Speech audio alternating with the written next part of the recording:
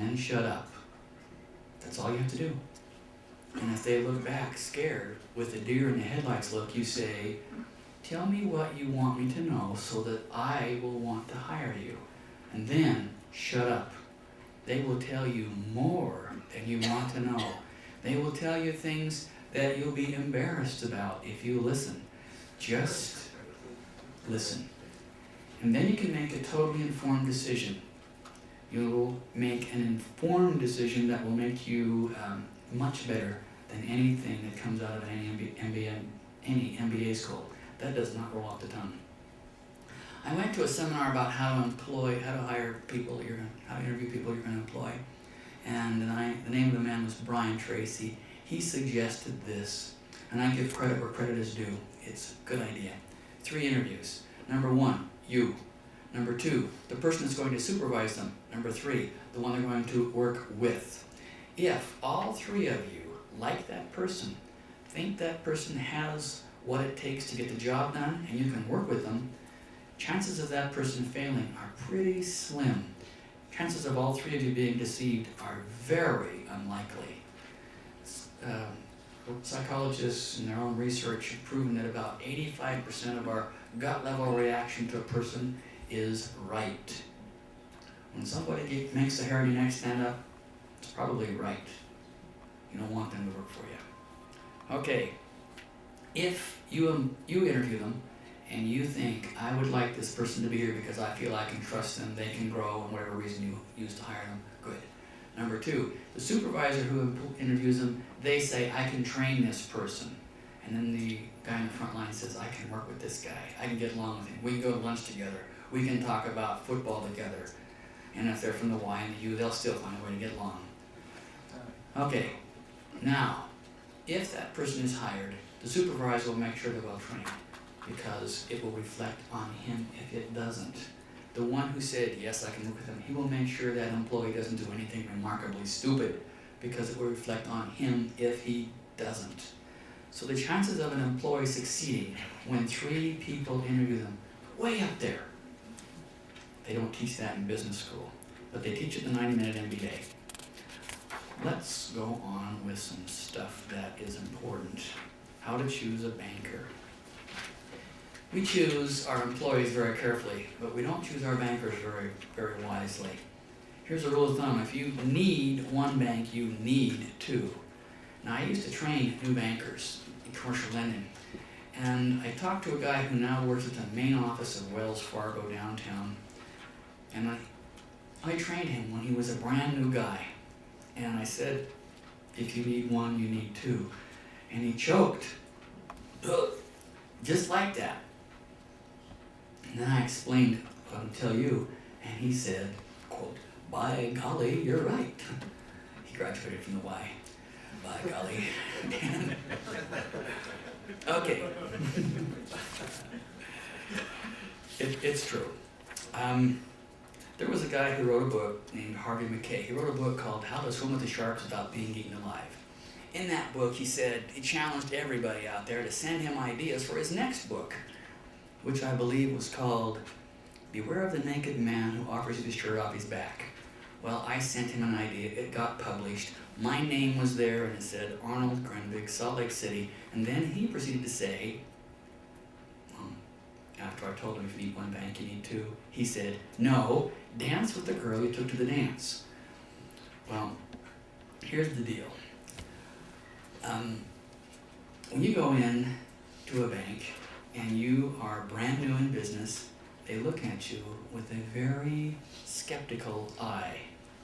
If you go into a bank and you say, you know, I'm banking over there at Wells Fargo, but I've been thinking about coming over here to Zions, what does the branch manager of Zions do?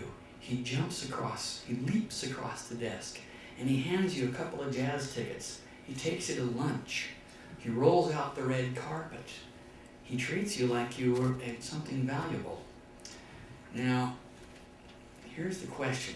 Do you want to be kissing that banker's backside, or do you want him to be kissing yours?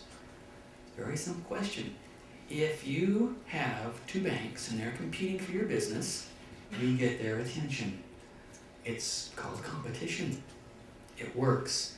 I know, I used to be one of those guys who would leap over the desk to give them the jazz tickets because I wanted their business. You see, banks don't make money off checking accounts. They make money off of people who borrow. Didn't know that, did you?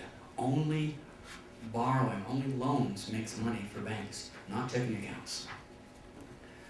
Picture this, you're a banker, and a guy comes in and he sits down at the desk, and this actually happened to me. He said, if I don't get $50,000 by this afternoon, I'm out of business. Well, I was a new guy. I felt his pain. I went to my boss, Reed, and I said, Reed, I have this loan application, and this guy says if we don't get it funded by this afternoon, he's out of business. And Reed leaned back, put his hands behind his head, and he said, you know, you think that guy's going to handle our money any better than he handles his? Whoa, but the lights came on. I guess he's going to go out of business, because I'm not going to risk the bank's money in the hands of somebody who's a complete idiot. And that's what it is when you go into the bank and you make a statement like that. Now, I'm a bank officer, and a guy comes in, and he sits down, and he takes out some papers, and he puts them in front of me, and he says, these are my financial statements for 3 years. Here's my personal financial statement. I run the business, and I'm going to be opening an account at your bank. In about 90 days, I'm going to come in. I want to borrow $100,000. And I want to borrow it to buy this merchandise that I will sell over the next 90 days. I plan to retire that $100,000, $40,000, $40,000, and $20,000. Every 30 days I'll make a payment. At 90 days I'll pay it off. And I will pay it off from this sale. Now, of course, if I had to, I could always, this is the customer. Of course, if I had to, I could always borrow on my line of credit at the other bank.